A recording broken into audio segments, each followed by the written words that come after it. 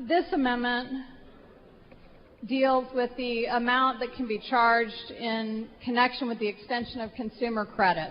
It's actually a little bit less strict than the one that Senator Ellis just put on, but I'd ask that we put it on for sake of what may happen over in the House. Basically, members, as you know, payday loans operate under Chapter 393 of Texas lending statutes, which sets it into the loophole that it's currently in today. Under Chapter 342, there actually is a description of payday lending products and installment products, and there are specific limitations in terms of what the interest rates and the fees on those products can be. For small installment loans, there's an allowable effective interest rate up to 240%. For payday loans, there's an allowable effective interest rate that goes up to 48% with a $10 acquisition charge, making the effective rate 152% to 309%.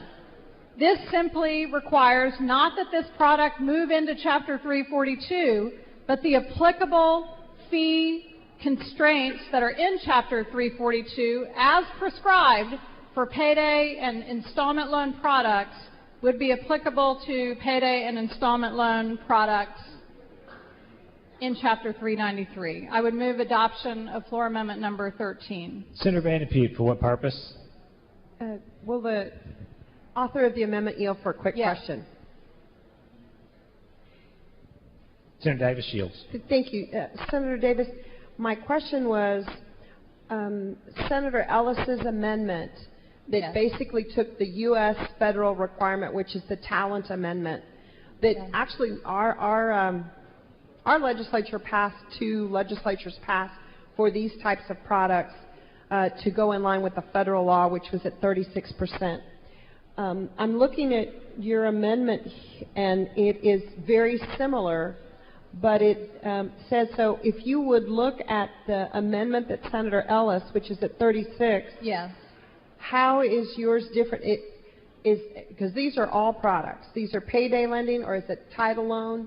Are they all four products? These are for installment and payday loans. So any loan that would be paid on installment or any single transaction payday loan. Currently, there's regulation for those loans under Chapter 342 of the Texas lending statute. And as you know, Senator Van Putte, those are not applying right now in the payday industry, even though they should be, because the payday industry is operating under a loophole that was created for consumer service organizations. Those organizations that Senator Paxton was asking questions about earlier today, because he wanted to make sure that those legitimate credit repair businesses that operate under that CSO statute would not be negatively impacted. So you are correct that Senator Ellis's percentage cap is lower than these are. But my concern, though, is that that amendment will not survive. It will not make its way. I voted for that amendment. But Senator Carona is correct. A 36% interest rate cap across all of these lending products would put the payday lending industry business in Texas out of business.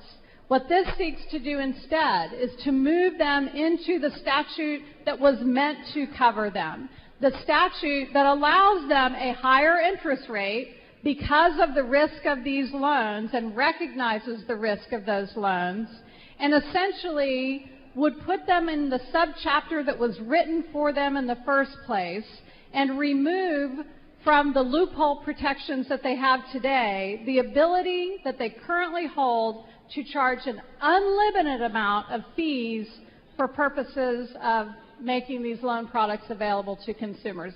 This is a backup amendment, I would call it, to what Senator Ellis passed off the floor a moment ago and was added on to this bill. So let me ask a technical question, maybe if you yield for a second to Senator Carona. Yes, Carona. Thank you, and thank you, Senator Davis, for yielding. Senator Carona, when we have we have two amendments that deal basically with the same provisions of the bill. To your knowledge, how does that get technically corrected when it goes over to the House side? I don't know the answer to that. It's a good question. And in fact, I'm inclined to simply accept it, and they'll deal with it as in engrossing, and then we'll figure out how to clean it up or unsort it, if you will, to the benefit of whatever position is most favorable when we work with our House colleagues. Thank you, Senator Carona. And that is maybe a question for our parliamentarian. I don't know how two amendments that govern the same section get cleared when the bill is sent over. And so my question is how that is handled. I believe the last one adopted prevails, but I don't. It's perhaps a parliamentary inquiry. What's your inquiry? I'd like to try to clear up Senator Vandeput's question as she raised it a moment ago. Did you hear the question? No, please repeat the question. Oh, okay. Senator? Thank you.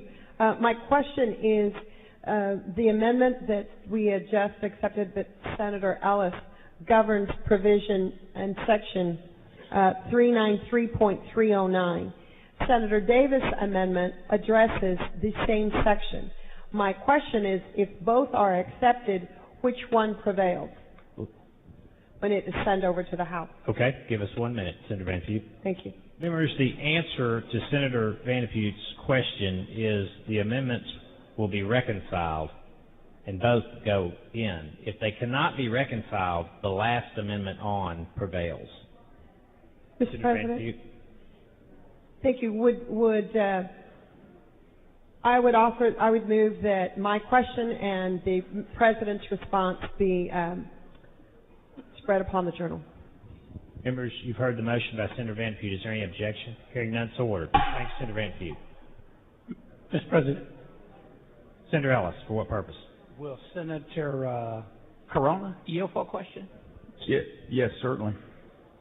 Senator Carona, as I understand this, if there is a conflict between the two, the one adopted later will prevail, as the chair ruled.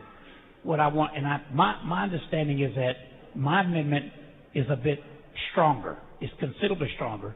But Senator Davis's amendment does essentially put this industry, it eliminates the loophole that this industry is operated under. So before I make a decision on how I'm going to vote, are you making a commitment that her language will survive the process? No, I'm not making any more commitments other than the ones I've already made. I'm for the stronger one then.